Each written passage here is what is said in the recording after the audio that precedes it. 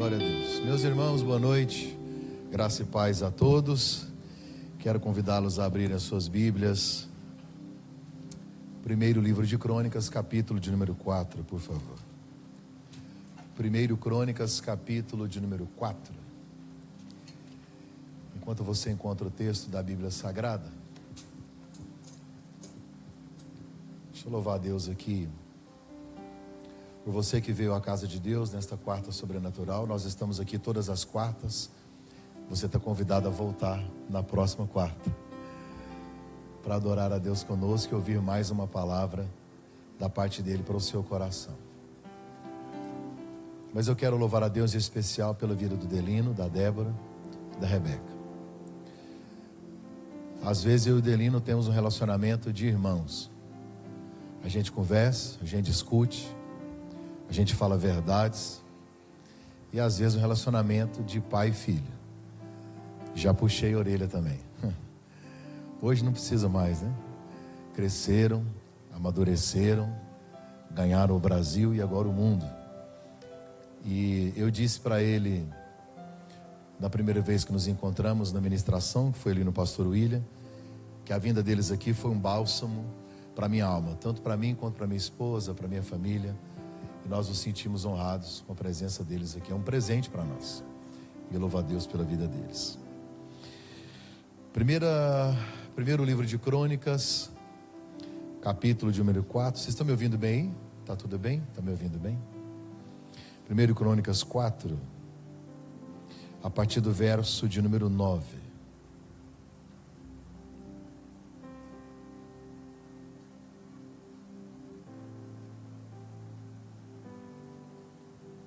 Primeiro Crônicas, capítulo de número 4, a partir do verso de número 9.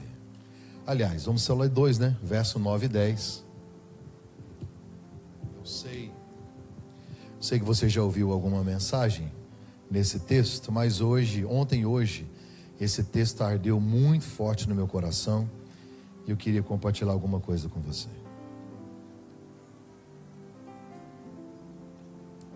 E foi Jabes mais ilustre do que seus irmãos, e sua mãe deu-lhe o nome de Jabes, dizendo: porquanto com dores dei à luz. Porque Jabes invocou o nome de Deus, ou Deus de Israel, dizendo: se me abençoares muitíssimo, e meus termos ampliares, e a tua mão for comigo, e fizeres que do mal não seja afligido. E Deus lhe concedeu o que ele tinha pedido. Glória a Deus, glória a Deus. O primeiro livro das Crônicas dos Reis começa com a genealogia do povo de Deus, Israel. Eles haviam saído de um cativeiro, aliás, 2 cativeiros, tanto o assírio quanto o babilônico. E o autor aqui, ele quer resgatar a história e as promessas de Deus para esta nação. E essa genealogia especificamente, ela fala de reis, fala de príncipes, de descendentes da tribo de Judá, pessoas ilustres e importantes. Mas o autógrafo, ao escrever, quando chega no nome de Jabes, ele para e escreve 2 versos a respeito desse camarada que fez a diferença. Ele não tem reino, ele não é filho de rei, ele não é príncipe, ele não é nobre, ele não é rico, ele não é profeta, ele não é sacerdote, ele não é ninguém. E o autógrafo para registrar um ninguém, dando detalhes, não da vida de Jabes, mas apenas de uma oração. São mais de 600 nomes que tem aqui nessa genealogia. E Jabes recebe um destaque, não por causa de sua influência, de sua fama, mas por causa de sua oração. Eu quero começar hoje falando com você, e eu não demoro aqui, antes de entrar na história de Jabes, falando sobre qual é a importância da oração. Por que Deus considera tanto pessoas que oram? Nenhum cristão é maior do que a sua vida de oração. Muitas pessoas me dizem: pastor, eu não sei orar. Não existe oração errada. Errado é não orar. Não existe oração errada. Errado é não orar. E numa terra onde habitam pessoas que correm freneticamente atrás dos seus objetivos, a última coisa que a gente quer ou tem tempo é para orar. Aliás, a gente não ora nem na igreja às vezes, quanto mais na nossa casa ou no secreto, como nós vemos aqui. A maior declaração de amor que você pode fazer por alguém da sua casa é orar por essa pessoa. Deus se agrada mais do silêncio de um coração cheio do que das palavras de um coração vazio. Então tem gente que se preocupa com o que vai falar para Deus. Se você não tem nada para falar, quando você não tiver nada para falar, você pode se ajoelhar em silêncio, porque Deus vai ouvir o seu coração. A menor distância entre a terra e o céu é quando você está de joelhos. Aliás, você pode chegar com os seus joelhos muito mais longe do que os seus pés poderiam te levar. Só que muitas pessoas, elas vão deixando a prática da oração. A oração é a respiração da alma, é a alma sobre os seus joelhos. A oração é amor entre dois. Quando você trabalha, quando você age, você colhe os frutos do seu trabalho. Quando você ora, você colhe os frutos do trabalho de Deus. Isso faz uma diferença enorme. Tem gente que fala: por que Deus gosta mais do fulano? Por que Deus destaca Jabes? Deus não tem preferidos, Deus tem íntimos. Meu filho menor, ele tem um apego muito grande comigo. Ele está sempre no colo, ele está sempre perto, ele está sempre perguntando onde eu vou, o que eu faço, o que eu estou fazendo. Ele quer ligar, ele quer ficar e tal. O que acontece? Tudo que eu vou comer, ele come. Onde eu passei, ele vai. O que vem na minha mão, cai na mão dele. Eu prefiro ele? Não, mas ele está mais perto. A que distância você está? Ao invés de reclamar que gente recebe mais e você recebe menos, que tal ficar perto de quem pode te dar mais? Qual é o modo correto para se orar? Qual é a oração correta que a gente tem que fazer?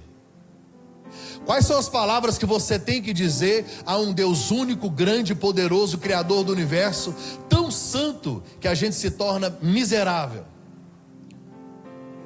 Qual é a postura ideal? É por isso que a gente não ora. E aí eu fico vendo gente orar e trata Deus tão distante que me assusta. Tão rebuscado, tão formal, tão complicado, tão prolixo. Às vezes tem hora que eu fico pensando que a pessoa quer impressionar Deus. Amantíssimo, eterno, soberano, inexcusável, inalcançável, ó grande. Acho que Deus olha do céu e fala: que é isso aí? Forte.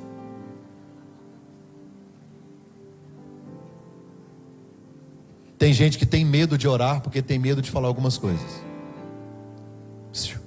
Quando você está em crise, você não ora com medo de ofender Deus. Sua crise não deixa Deus em crise.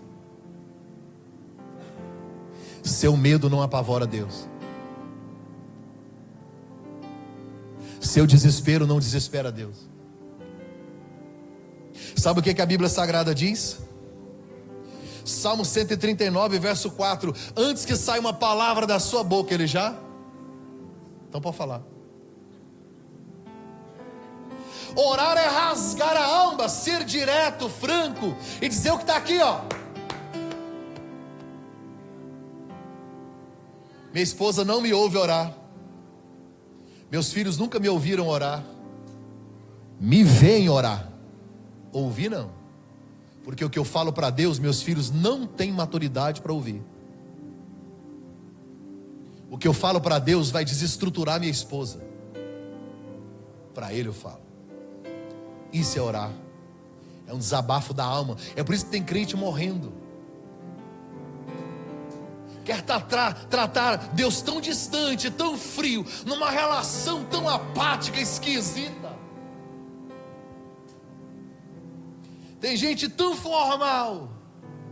Aí eu vou olhar Jesus nos ensinando a orar em Mateus 6:6. Ele não diz assim: olha, quando você for orar, vai para a praça, vai para a rua, vai para a igreja, cuidado com o que você vai falar. Não, para que ninguém se escandalize, para que ninguém tenha temor ou se assuste com o que você vai falar. Entre no seu quarto e feche a porta.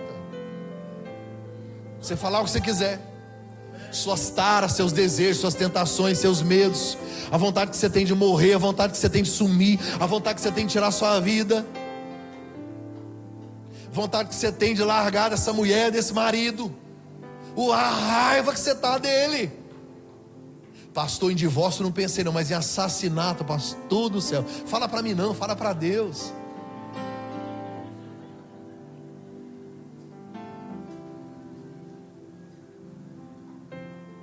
Aí a Bíblia diz que você vai entrar no seu quarto, vai fechar a sua porta, e o texto diz assim: e o seu pai, que está em secreto, vê você no secreto. Ele não diz que te ouve no secreto, ele diz que te vê. Porque tanto faz o que você vai falar. Ele está mais preocupado com você do que o que você vai falar. O que você vai falar ele já sabe. Ele só quer ficar junto.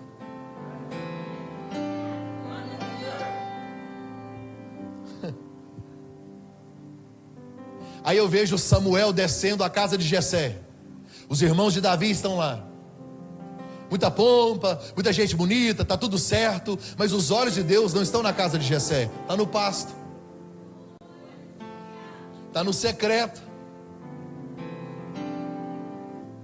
Não é a posição, o lugar, não é a igreja.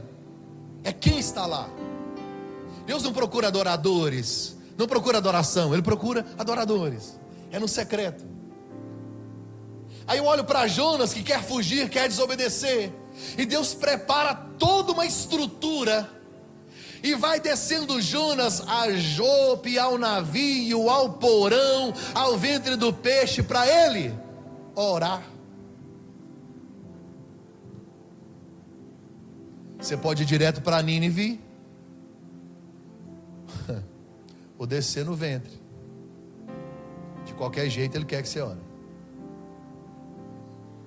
Deus, estou nas profundezas, fala comigo. E falou Deus ao peixe.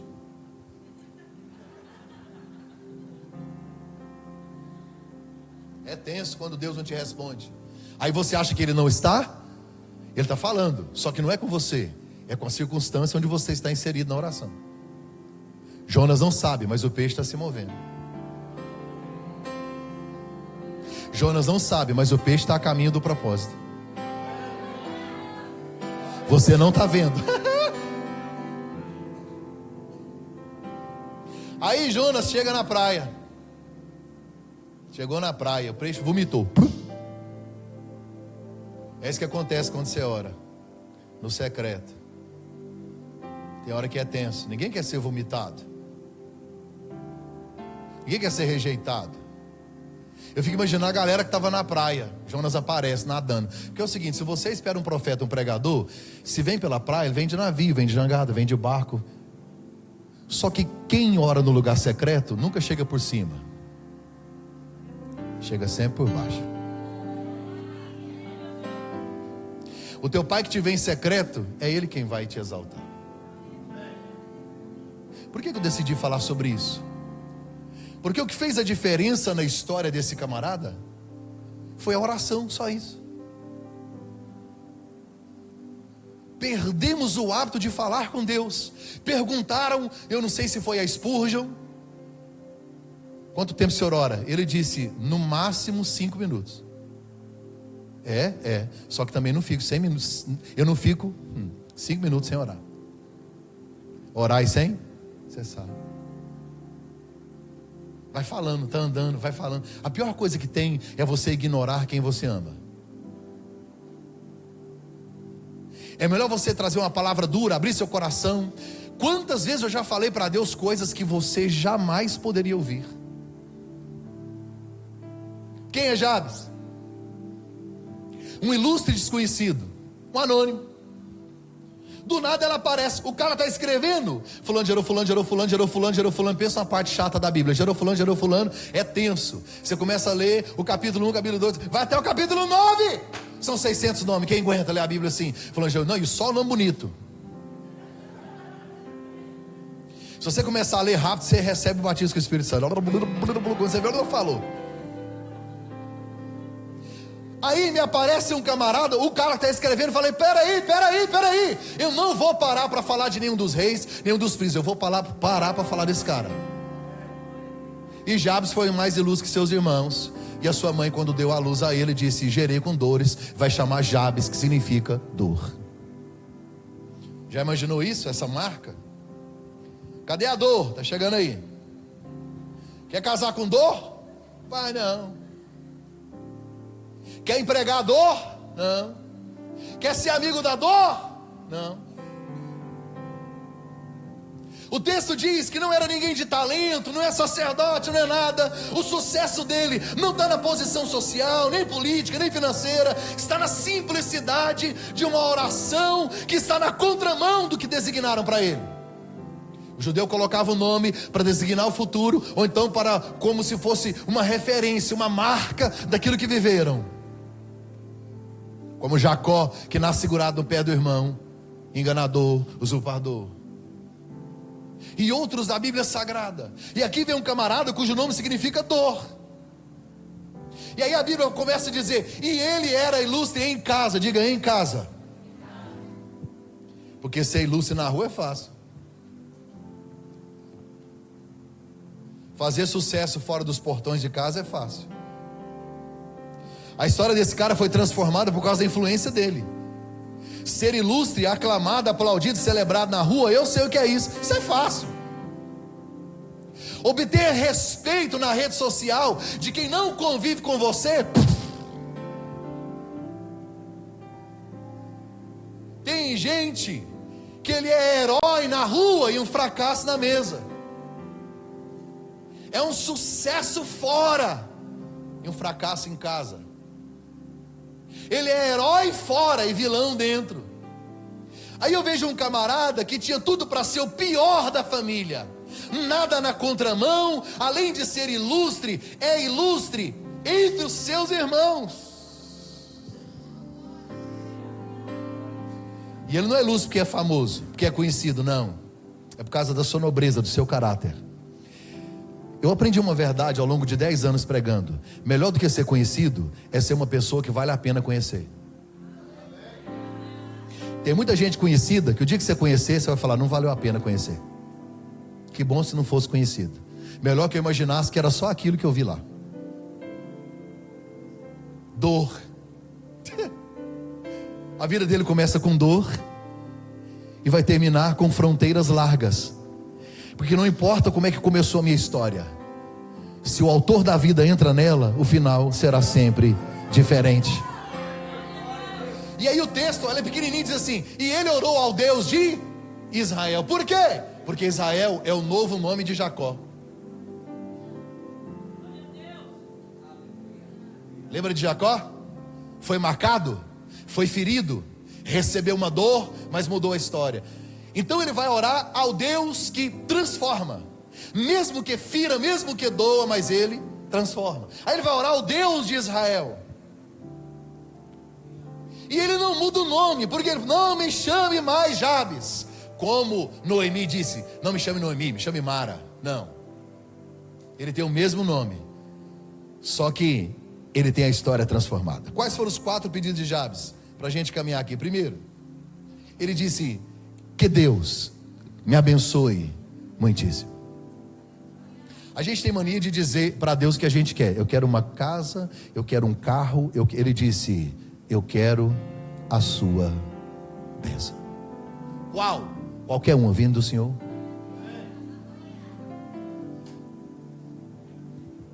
Você tem coragem de dizer isso para Deus? Senhor, eu quero que o Senhor tem para mim. O que o Senhor tem para mim? Não, eu tenho qualquer coisa, mas vindo do Senhor. A palavra bênção é liberado para prosperar. Por isso que você tem que dizer para o seu filho, Deus te abençoe. Deus libere você para prosperar. A palavra bênção literalmente é isso: liberado, autorizado a prosperar. Ele deixou na mão de Deus a natureza da bênção, quando seria dada, o tamanho dela, o jeito dela. Ele disse: o que o Senhor tiver para mim, me dá. Segundo, ele disse que me abençoe muitíssimo. Isso não é ganância não, é porque ele sabe o tamanho do Deus que tem, muitíssimo. Segundo, ele disse: eu quero que o Senhor alargue as minhas fronteiras. A revista atualizada diz: alargue as fronteiras. A revista corrigida diz: amplifique os meus termos. A linguagem de hoje diz: me dê muitas terras. A Reina Valera espanhol diz: escancara o meu território. Isso é bom ou não é? É ou não é? É bom? É bom? É. Você tem coragem de orar isso a Deus? Pastor Celi, o senhor quer uma igreja maior? Quer? Mais problema, mais confusão, mais crente chato?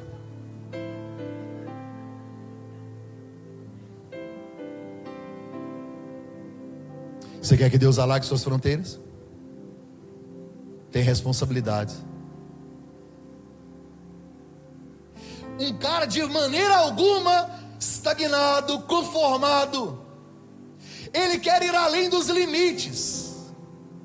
Meu nome é dor, mas ele está dizendo: o meu nome não delimita o meu território, meu nome não me coloca limites.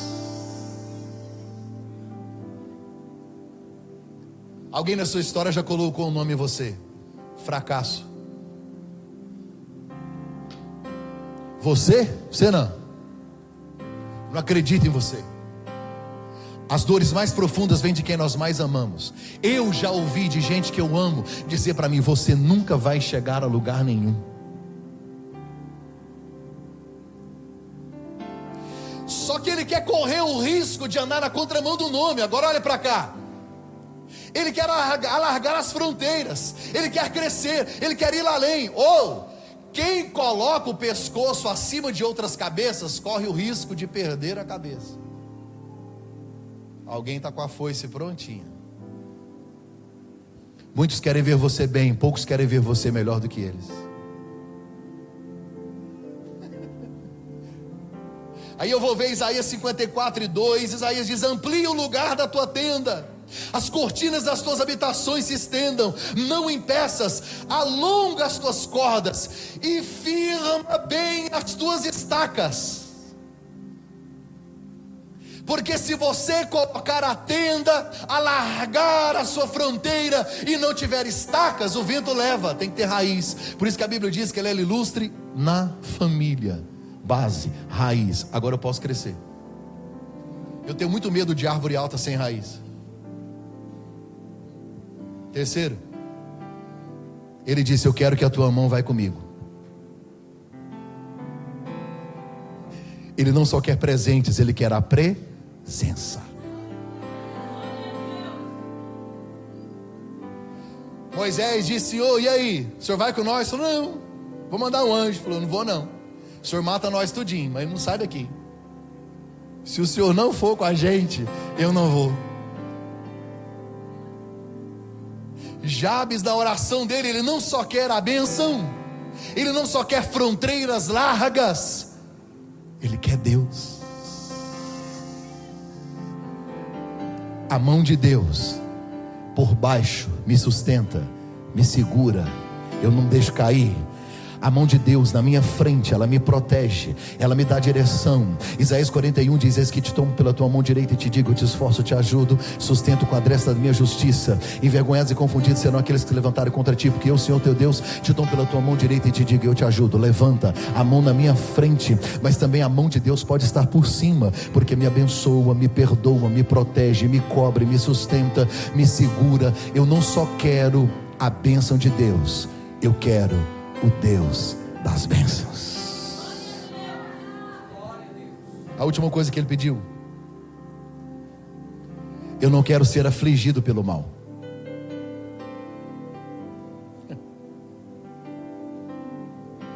O inferno luta contra você. O diabo tem ódio da sua família. E aqui esse mal não é só o mal de fora, porque tem o mal daqui também. O maior inimigo que você tem que vencer é você mesmo. Na oração de Jesus ele disse: Senhor, eu não peço que os tires do mundo, mas que os livre do mal. Na oração do Pai Nosso, o que ele diz? Livrai-nos do mal. Parece que o inferno, ele orquestrou, arregimentou contra a sua vida, a sua casa, a sua família. E eu percebo nas orações da Bíblia sempre dizendo: livra do mal, olha o mal, vigia contra o mal. Senhor, me protege, me cobre. Se a tua mão for comigo, o mal não me toca. Moisés vai na presença de Faraó e diz para Faraó: assim diz o Senhor, liberta meu povo, senão Deus vai quebrar sua cara, arrebentar seu nariz e acabar com seu país. Faraó diz: não vai não, vai. Deus vai mandar pragas. Mandou piolho. Já pegou piolho? Já? Se você não pegou, você não teve infância. Não tem graça. Como é que pega piolho? É muito difícil? Como é que pega? Chegou perto, pegou. Todos os egípcios tinham piolho. Quem que trabalhava para os egípcios? Os israelitas. Tinha piolho? Quem mandou esses piolhos não ir para lá, eu não sei, mas eles não iam. As rãs entraram na casa de todos os egípcios. Chegava na porta da casa dos crentes, falava: aqui não sei porquê, mas... O gafanhoto comeu tudo. Na casa dos crentes, a alface estava verdinha. Eles eram vizinhos. A Bíblia diz que o rio Nilo converteu em sangue, mas crente bebia água, não sei que jeito. Ia lá no rio, pegava sangue, chegava em casa, era água. Trevas e escuridão. Na casa dos crentes tem luz. O anjo da morte mata todas as crianças. Na casa do crente tem sangue. Mal nenhum te sucederá, praga nenhuma chegará à sua tenda. Ei, quando você chegar na sua casa, coloque a mão nos seus filhos, coloque a mão no seu cônjuge, e você vai ser profeta para a sua família. Você vai dizer alto e bom som: eu repreendo o mal. A Bíblia diz que o diabo é como um leão bramando, buscando alguém que possa tragar. Só que na sua casa ele chegou atrasado. Quem chegou lá primeiro foi o leão da tribo de Judá. Aleluia.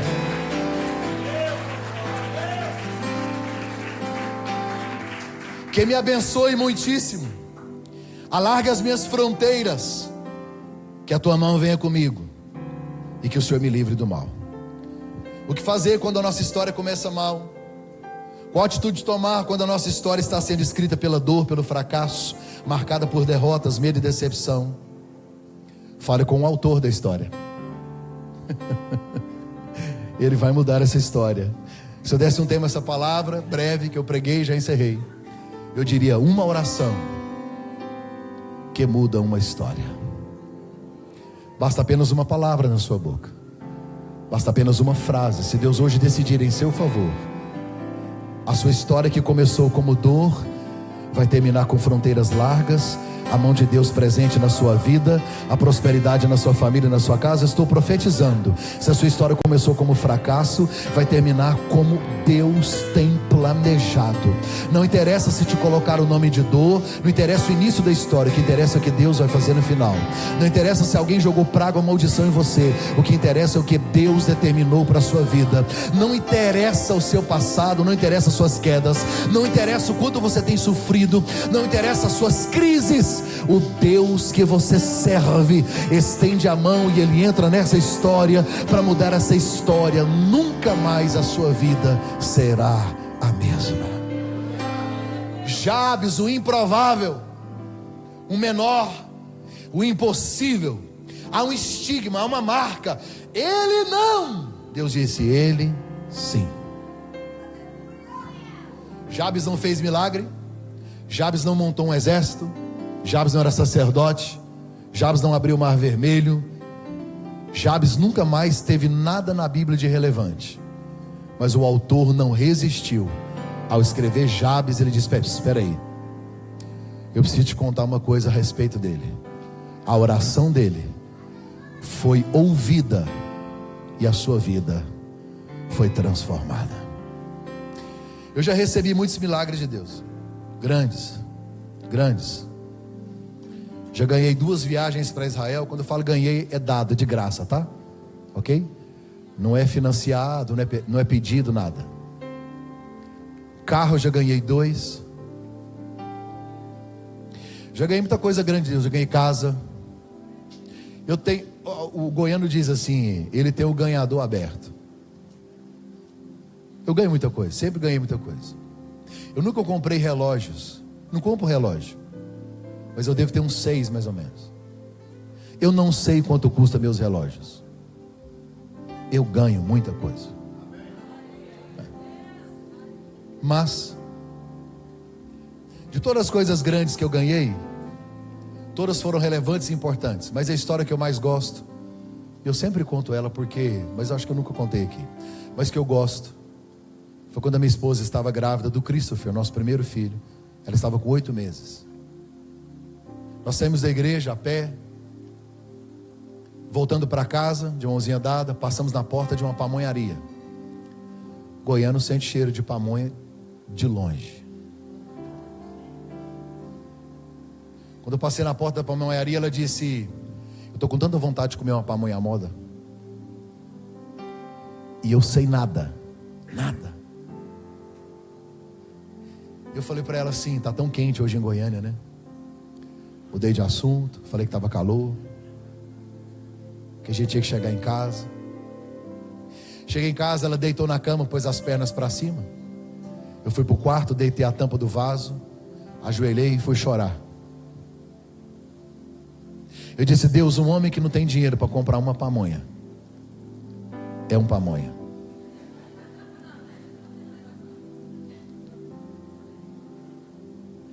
E aí eu falei para Deus algumas coisas que não convém eu te falar aqui. Abri o jogo. Minha crise não deixa Deus em crise. Você está entendendo isso? Você pode falar o que você quiser.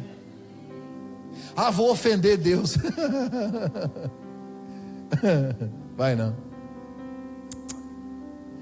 Se palavras ofendessem Deus, todos os ateus estavam mortos.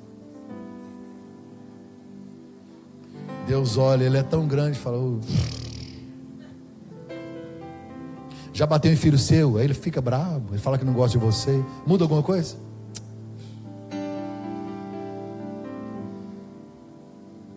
Eu estava orando, uma irmã da nossa igreja bateu no portão. Eu morava no barracão no fundo.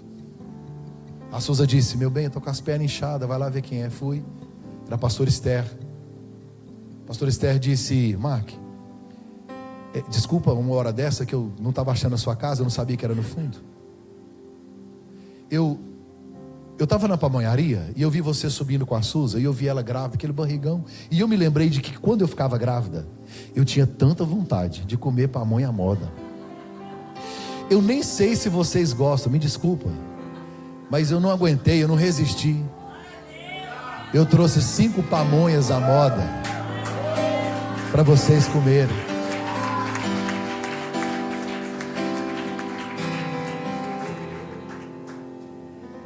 Para mim é a história mais importante de oração que Deus já me deu.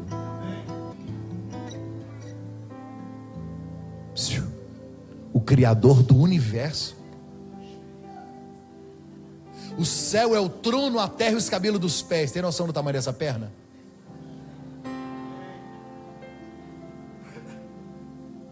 Aí tem um goiano morando num barracão de favor, pobre, miserável, de joelho no vaso. Eu disse: é pamonha? Vou mandar. E você está preocupado com o quê? Basta apenas uma oração. Que a mão do Senhor esteja com você, que Ele te abençoe muitíssimo, que Ele alargue as suas fronteiras e que Ele te livre do mal. Coloque-se em pé, que eu quero orar pela sua vida. Só que eu não quero que você ore sozinho, eu queria que você abraçasse alguém. Homem com homem, mulher com mulher, a não ser que sejam família, né? Casados, não constrange ninguém. Essa enfermidade não é nada. Esse problema com o filho não é nada. Essa documentação, isso não é nada. Nada. Feche seus olhos. Pai, obrigado por essa noite. Assim como Jabes orou, nós também queremos orar. Pai, nós só queremos pedir ao Senhor que a bênção do Senhor esteja conosco. Aquilo que o Senhor determinou para nós, para a nossa casa, para a nossa família. Que o Senhor nos livre do mal, que o Senhor alargue as nossas fronteiras, mas nos amadureça para arcar com as responsabilidades. Ó Deus, dessa fronteira grande, larga, dessas terras, daquilo que o Senhor vai nos dar, Pai. A única coisa que nós não abrimos mão é da Tua presença. Que a mão do Senhor esteja conosco. Ora, sholiandai, leila, basulha.